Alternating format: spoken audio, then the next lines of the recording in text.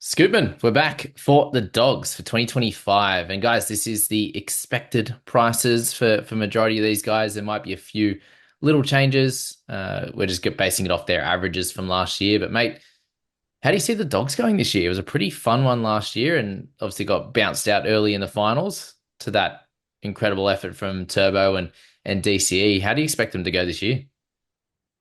Well, Jamie, they absolutely tore it up from when Sexton came in and they really locked and loaded. The only hiccup to that was that end of year where they had a bit of a stutter and Josh Adokar went out and then moved on to a new club after that. So I think they can recover from that and do really well. I would not be surprised if they end up making top four. That's exciting. That means a pretty settled squad then, I imagine.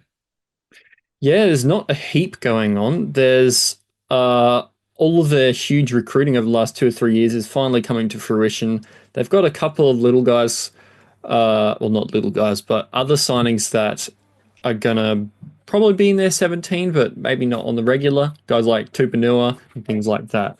Montoya maybe, but yeah, other than that, lots the same. And hopefully they can recapture that second half of the season where they did really, really well. Yeah, I think those couple of signings are going to help them out. Obviously, losing a couple of their wingers, Nato Carr, they lose Skelton as well. So having Montoya in there as potentially the other winger, him or Blake Wilson, you'd imagine, would be the other option. And then with Satili coming in, I think he could be used anywhere across the field. Hey, which is exactly Hmm. what you've seen with the rest of their team. They can plug and play whenever they need, and they have that starchy defense. So. I'm excited about a few of their guys, mate. I think there's potential for some top tier gun status from a couple of their guys, and let's kick that off with Burton and I think with Preston as well. What do you see with them this year? Burton and Preston, uh, they worked really, really well. Burton went very, very well when he was playing next to Sexton. I think he averaged high 50s instead of sub low 50s. So he's another potential one like a Fogarty type or a Monster type, but probably not as high on him as the others. But there is a potential for him to go a little bit better if the Dogs keep motoring along from last year. So I think there's potential for him to do pretty well. Don't know if I'm going to put him in my short list to start though. Yeah, that makes sense. I feel like if the Dogs are continuing to improve, then maybe he's a little bit more of a super coach gun pick potentially. When we have guys like Cleary as our main halves, you'd imagine early on it's hard to spend too much, double gun. If a lot of people are going Cleary, but if we do see Cleary miss the start of the season, I think there is space for one gun half. And we spoke about Fogarty in our last video, but you've got guys like Moses might lose his goal kicking to Lomax. You've got a bunch of those guys. Nico Hines, is he going to be hitting the heights that we've seen in previous years? So you might be selecting someone like a Burton, and we do see people start with these types of guys or have them through different periods as point of difference guys, and Burton has that massive upside, doesn't he? Definitely. He has, even back in those Penrith days, he had those times where he just went out, hit a huge score, did it all himself.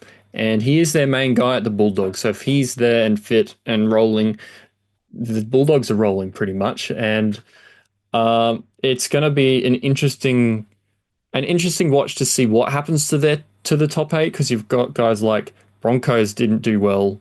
Do they bounce back? You've got Cowboys with some nice signings, a couple of lost though, and really unfortunately a couple of injuries. Then you've got the Roosters with a completely blown up team. Mm. How long does it take them to recover? I think there's space for the doggies to take like that fourth spot in the top four if they motor along well enough. Yeah, definitely. And as you said, they're written down. You've got 57 was what he averaged, so 4 points above where he's at right now. And if they are to improve again, he is the goal kicker. He has that running game. Obviously, kick meters shouldn't change too much, but yeah, the try assist and the tries himself, tackle breaks, all the good stuff like that, has the potential to get up to that 60. And you see that in some of the better teams, don't you? They're if they do have a main Mm, guy, they can get up to that range. And when the Eels are flowing, you've got Brown with Moses, but Moses as a goal kicker can still average near that 60 mark and be that dominant guy for a guy that is a decent chance to miss Origin as well. It's a fun one for sure to even to think about. But mate, with their buys to start the season, it's round 6 for them, and then it's round 13. So their guys will actually be available for that first major buy round, which is something to think about as well. If you can get through that minor buy round, it's not too bad either. So just another reason to have a look at someone like Burton. And talk me through Preston now, mate, because he had a fun season, man. He's so good to watch. And the year before, he got up to that 80 minutes every week, and this year he wasn't playing the full 80 on the majority of occasions, and still averaged 52. What a freak! Yeah, he does really, really well in the time he's on the field. Sometimes he's the guy that'll go off with 15 to go when they're up or somebody needs to come on.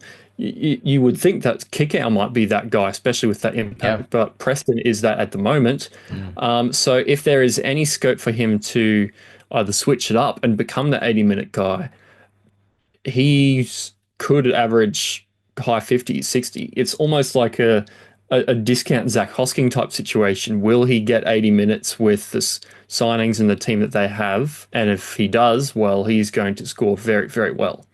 Yeah, no, he's so fun to watch too. He's got the try scoring ability, and in a good team, yeah, they're going to go to him for sure. And we saw when Sexton came into the side, even though Matt Burton started scoring better on the left, they just flowed better, and they were scoring tries at will down the right hand side with Crichton, Kiraz, and obviously Preston there. Even if Sexton wasn't delivering those balls, it was yeah, there's just a much better squad with that setup. So they're two sort of big dogs, and then it is Kiraz, who I did own all year last year, which was good fun. It had a 48 average, probably a little bit hard to start with this year, you'd say, wouldn't it? Yeah, I would have liked to project him similar because I think he did do. He got shifted around a little bit. He scored definitely best on that right wing, on the outside of that attacking shape. He did get pushed over to left wing when Adokar got injured a Mm. couple of times, or to centre. He did all right, but not quite as well. So there is potential for him to still score 50s and stuff like that. But it's really hard to just predict a winger to score high 40s, 50s. We saw Marshu did it in 2023. Huge year, fantastic. And then he just dropped off because things changed. So I don't think you can start with a winger at that price. Um, I think usually a winger like that will have 1 or 2 years and be good like that, and then sort of come back a bit or things change. Nofaluma used to be a guy like that, like Yeah. 5, 6, 7 years ago. But yeah, I don't know if you can go him to start the year. Yeah, it's wild. I do think he'll keep the duel, given he played a fair few games in centre last year. But Kiraz, he did come into the season with a little bit of an injury cloud as well. I heard him talking in the off season, and yeah, he said he was still carrying a bunch of injuries, and his that back was a problem for him as well. So if he can actually come through and have some good fitness into the start of this season, he may be that guy that does hit into the 50s, and he does feel like that Josh Mansour type that can be that low 50s guy, and a guy that's getting close to Origin. So I won't say can't play Origin, but last year, that was kind of the theory. But a dual position guy that could get into the 50s, I think people will start with him, especially Dogs fans, in that outside back category. But we haven't gone through all the teams yet. There are a lot of guys, especially at fullback, that you could select above him for sure. That has maybe a little bit more upside, but Kiraz, the tackle breaking man that he is, has plenty of upside. That's for sure. Let's talk about a couple of the 50 average players from last year, and Max King and Reed Marnie. Maxi probably just gonna just be what we get from him, probably around that average again, mate. Yeah, last year he pulled a role for us mid-season for some of us when there were a lot of forwards just missing through origin or injury, and we just wanted a guy to average 50 through that bye period, and he did that. I don't think he'll do more than that. I don't think he'll do much less than that, and he'll be there and he'll be reliable.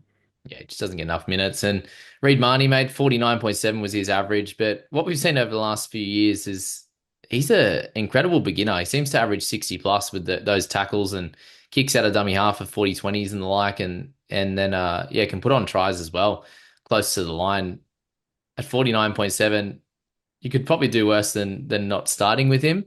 But we know that he does fade through the season, right? Yeah, it's a classic case of a smaller guy in an environment where you get bashed up throughout the year carrying a few bruises towards the end. So I think that he's both led the tackle counts and close to the missed tackle counts for the last couple of years now. But the tackles are high and the missed tackles are lower to begin the year. So if he's somebody that you have as your gun through to that mid-season, or even maybe through that origin period, because one thing we haven't noted yet, the Bulldogs are one of three teams that play all three of those origin major weeks, the major buy rounds. So if potentially you play him in, what is it, 12, 15, 18, and then you move him to a late season tip top gun like Harry Grant or something in round 1920, maybe that's the way to go. Maybe Mm. you avoid the end season fade. If he gets that far. Started Yeah. fading about halfway, didn't he? Sort of that second major buy this year. But yeah, if they're going to be a better side, then you imagine there's try assists and the like to come from Reed. But yeah, there will be people that select him, although he's a little bit more expensive than he would finish the year. Um, in previous years, you could usually get him in sort of that 45 average, near 700k is a bit tough, I think, for him. Mate, Josh Curran, one of those guys, you just look at that 45 average last year and you're like, gee, there seems like there's more potential, but it's going to be hard to find minutes for him, isn't there? Yeah, it's a little bit like Horsburgh. He played a lot from the bench for what you would expect from the bench.